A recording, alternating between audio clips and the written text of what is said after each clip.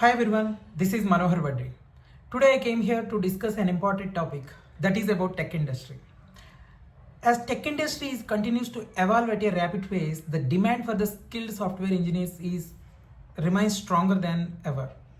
Okay, so what skills are more sought in 2025 or next 5 to 10 years? Let's discuss. Before we are going into our topic, let's discuss an interesting fact that every year 10 lakh graduates are coming into the market from institutes, but only 10% are actually placing in. But what about the rest 90%? They are accumulating every year and they are been waiting for the jobs.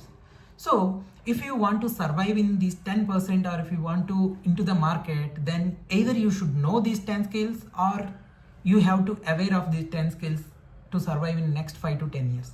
Okay, let's begin into our course. First skill in our topic is artificial intelligence and machine learning. AI and ML are not just buzzwords anymore. They are becoming integral to nearly every industry.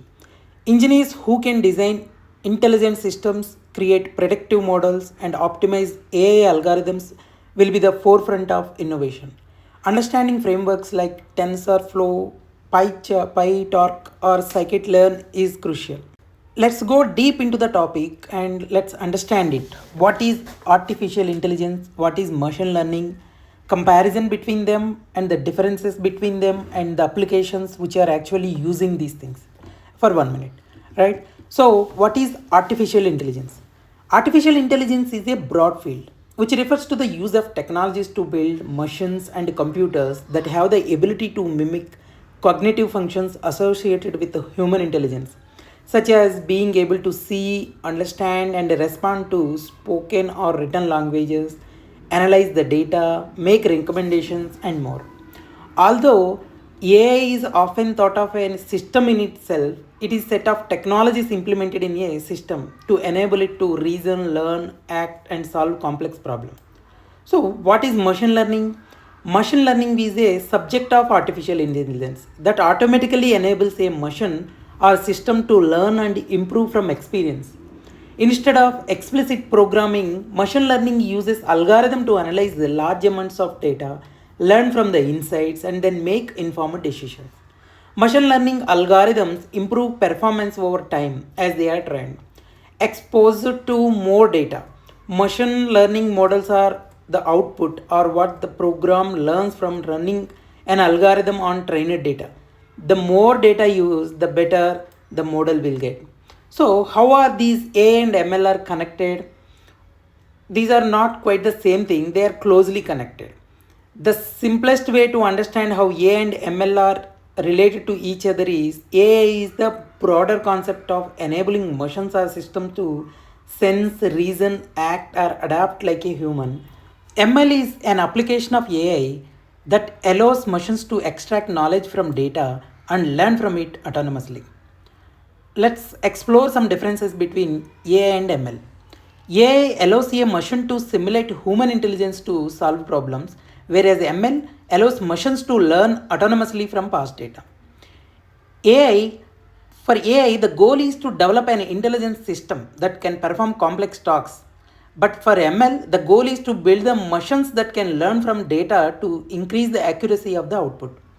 For AI, we build the systems that can solve complex tasks like a human. For ML, we train machines with data to perform specific tasks and deliver accurate results. So benefits of using AI and ML together, we can say it will bring the powerful benefits for us, for our organization, for all shapes of and also all sizes of the companies, with new possibilities constantly emerging in a particular as the amount of data grows in size and complexity. Automated and intelligent systems are becoming vital to helping companies in automated tasks unlock value and generate actions insight and achieve better outcomes. So if we see some applications of AI and ML, or like we are using in healthcare and life sciences industry mostly, and manufacturing industry is using, e-commerce and retail industry is using, financial services are using, and telecommunication industry also using. So why they how they are using that we can explore later. Top two skill in our topic is cloud computing and DevOps. Right, cloud computing means we can understand these two separately, but in cloud computing, we are having like three types of things we are coming here, like AWS, Azure, and GCP are the main cloud providers. If we learn any one of them, it will automatically, it is a similar, one and other are similar to each other, only they are sharing with the different names. All the services are more or less will be similar only. So if we want to understand the cloud computing, first we need to understand the existing structure. Like how the current enterprises actually, they need to buy the physical servers and other infrastructure through procurement process that can take months and support the architecture of cloud computing. Okay, the acquired systems require a physical space, typically a specialized room with sufficient power and cooling. After configuring the deploying these systems, enterprises need expert personnel to manage these all the systems. Okay, this long process is difficult to scale when demand spikes or business expands. Enterprises can acquire more computing resources than needed, ended up with low utilization of numbers. So there may be a lot of loss to the businesses. So cloud computing will address all these issues by offering some cloud computing resources such as scalable on-demand services. So if we want to go briefly into this one, what exactly the cloud computing is, we can define like it is the on-demand availability of computing resources such as storage and infrastructure as services over the internet. It eliminates the need for individuals and businesses to self-manage physical resources themselves and only pay for what they actually use. So this is the one. So understanding how actually it will work is the similar way, like cloud computing services models are based on the concept of sharing on-demand computing resources, softwares and information over the internet. Companies or individuals pay access a virtual pool of shared resources including computing, storage and networking services, which are located on remote servers that are owned and managed by the service providers. And how many types of cloud computing deployment models we have, we can say are three. It's a public cloud, private cloud, hybrid. Public means it's the cloud only services, we can say. Private is on premises basis only. We can also have the hybrid model, both cloud and on premises based support also these service providers will provide to us. And if we want to check like the types of cloud computing services, the service basis, we can take IaaS, infrastructure as service, platform as service, software as service. Infrastructure only related services we can buy and remaining things we can manage on our own. If we don't want to maintain the infrastructure, we can take the platform as service where the infrastructure will be given to us and platform based things we can install and perform from there. Or if we don't want these two also, we just want to use it, those setup will be everything there, just we will take the utilization of software and we can make it. So these three different things will be provided by all the cloud services providers. And if we go to the benefits of this cloud computing, it is very flexible one. You can scale up, scale down. It's very efficient, cost based also it is good. It offers strategic value to the business. It's a very secure one and it is cost effective. You only pay to what you actually use. You don't need to pay to the extra services or what you are not using. So this is the benefit of cloud services. The next topic if we want to go, that is about the DevOps. DevOps is set of practices, tools and a cultural philosophy that integrates and automates the work of software development and IT operations to improve and shorten the system's development lifecycle. It emphasizes team empowerment, cross-team communication, collaboration and technology automation. The main three principles of this DevOps is collaboration and communication, automation, continuous improvement. Alright, so altogether the set of tools will be the main thing. The life cycle will be like plan, develop, deliver, operate and keep going on.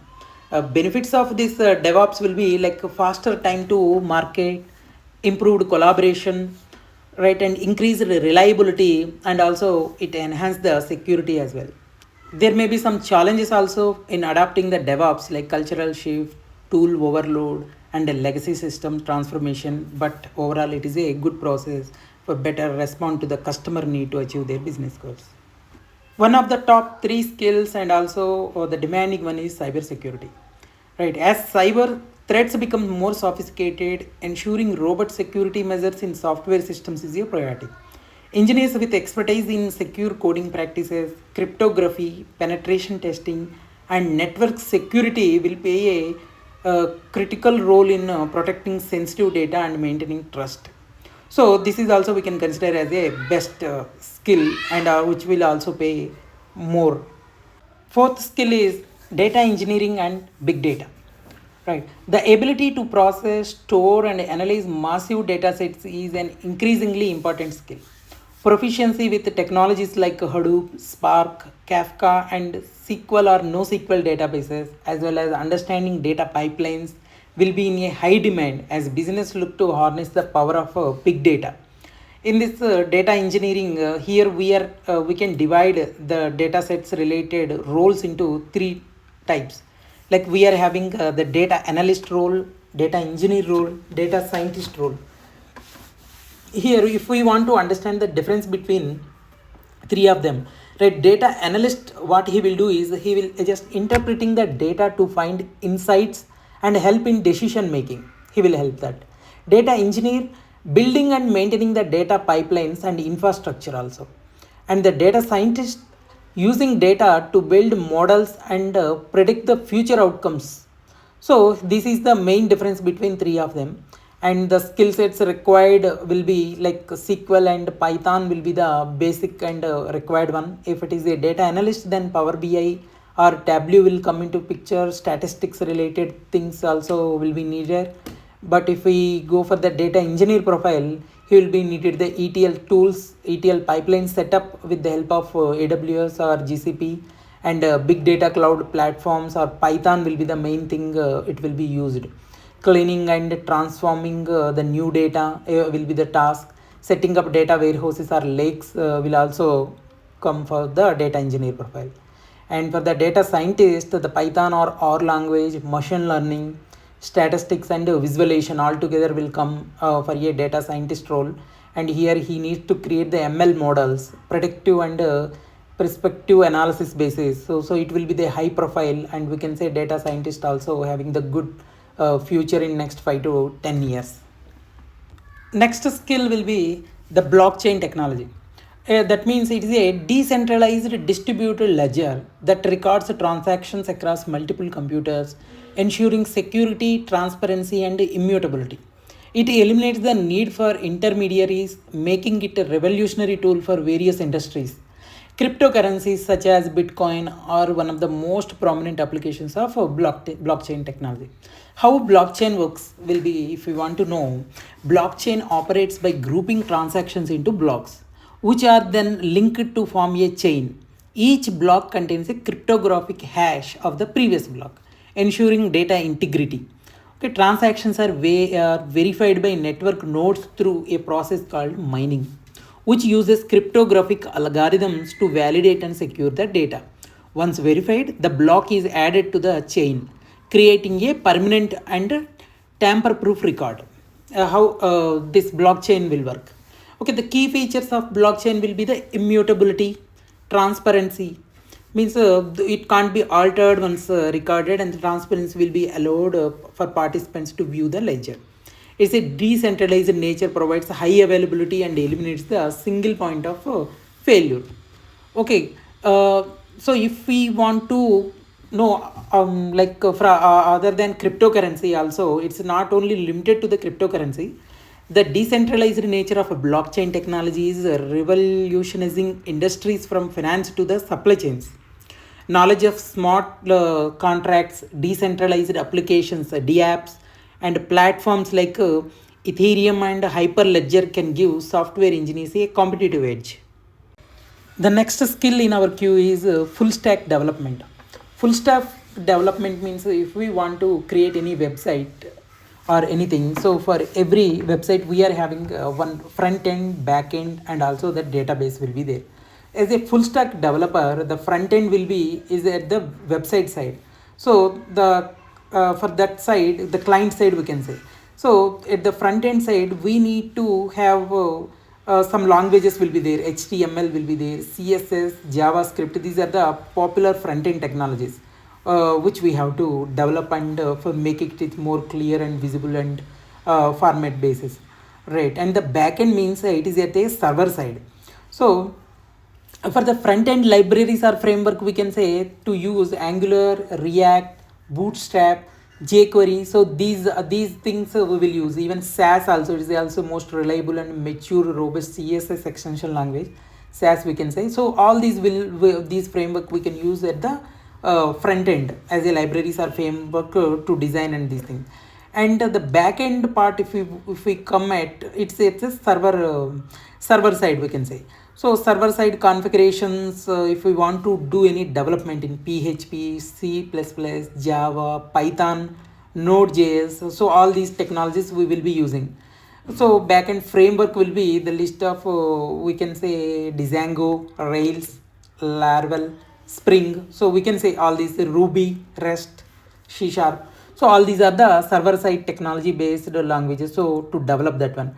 And apart from the front end and back end, we are having one more is the database, and also we need to maintain the queries and these things. So for that we have MongoDB, Oracle, Postgres, PL/SQL. So all these will be mainly used. So as a full stack developer, it will be complete set. The person who is having the full stack development, so companies will expect from scratch to end, everything will be managed by him only. So this is also huge demand in the market. The next skill in our queue is quantum computing. We can say it is a emerging technologies. It is not in mostly use. Actually, still it is in early stages. Quantum computing has immense potential to solve problems beyond the capabilities of classical computers.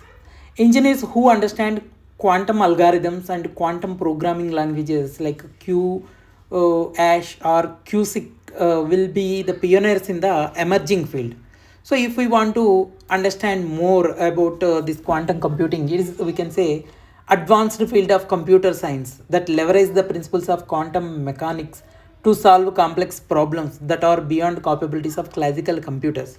Unlike classical computers which use binary bytes, zeros, ones to process information, quantum computers use quantum bits or qubits which can exist in multiple states simultaneously due to the phenomenon of superposition. The key principles of quantum mechanics we can say as superposition, entrolment. Entrolment is a phenomenon where multiple qubits become correlated in such a way that the state of one qubit can instantly influence the state of another, regardless of the distance between them. Okay, decoherence. Decoherence is the process by which quantum systems lose their quantum properties due to interactions with their environment. So interference. Interference occurs when quantum state interact, leading to the amplification or cancellation of certain probabilities which are crucial for quantum algorithms. So qubits and their types we have, and quantum algorithms are there. There maybe it is very bit difficult at this stage, but we can learn it from there. If we want to understand the applications and challenges, right? The quantum computing has the potential to revolutionize various fields, including cryptography, chemistry, and machine learning. The other valuable skill in the queue is Agile and Scrum methodologies. Agile has become the de facto project management methodology in software development. Familiarity with Scrum or other Agile framework is essential for engineers who need to work efficiently in dynamic teams. Being able to iterate quickly and adapt to challenging requirements will be an invaluable skill, you can say. If we want to go deep and understand what exactly the Agile framework and Scrum methodology, just for 1 minute I am going. Like Agile framework is, like in previous we are having a waterfall methodology where we will go in a sequence manner. Like we will first take the project and plan it and complete development and complete testing will be performed for 1 year or 2 years, and then we go for the deployment. And in that 2 or 3 years of time, if the changes will come and new changes will come and that outcome will outdated, then the complete process development will be waste. So for to avoid that one, the agile methodology came into picture. Like agile way means like whatever we are going with the piece of code, we will start planning, we will deploy, we will code it and deploy quickly, and we will add the versions on it on top of that. So based on that, it will be a quick development. So DevOps will come into the picture to avoid the deviations between them. So this is the agile methodology framework, we can say. So for that we are using the scrum means is a type of a, with this methodology we can simple and agile way to manage a project that helps the team work together to create high quality products quickly. The basic components, the principles of scrum, we can here we have product owner will be there, scrum master will be there, development team will connect with the scrum master on daily basis also. uh, and the artifacts, we can say the product backlog, sprint backlog, increment, all these will be there. We can say some events will be there, the sprint, which will be the fixed period of time, 1 to 4 weeks of sprint will be there. Sprint planning we will perform, daily scrum will be there on a daily call basis. Sprint review will perform, sprint retrospective, a meeting at the end of the sprint where the team discuss what went well and what could be the improved for the next sprint. Next important skill is mobile development. So mobile applications are fundamental part of our digital lives. So engineers skilled in mobile development, especially with framework like React Native, Flutter, or Swift for iOS, and Kotlin for Android. So will continue to be in high demand as business prioritize mobile friend strategies first. So mobile applications will be on more demand, and these are the skills mostly used for developing. So the next skill in our queue is soft skills and collaboration.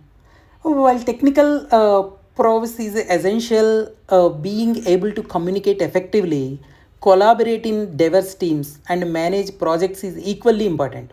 So, solving, critical thinking, and emotional intelligence are often what separate good engineers from great ones. So don't underestimate the power of soft skills. So this is also we can consider one of the main requirement for the project management, and also we can consider this. So finally, that's about our top 10 skills, guys. So hope you enjoyed the video and understood the skills. So do you know like what is your next path and these things. So finally about me, I am having 10 years of experience as senior specialist data engineer.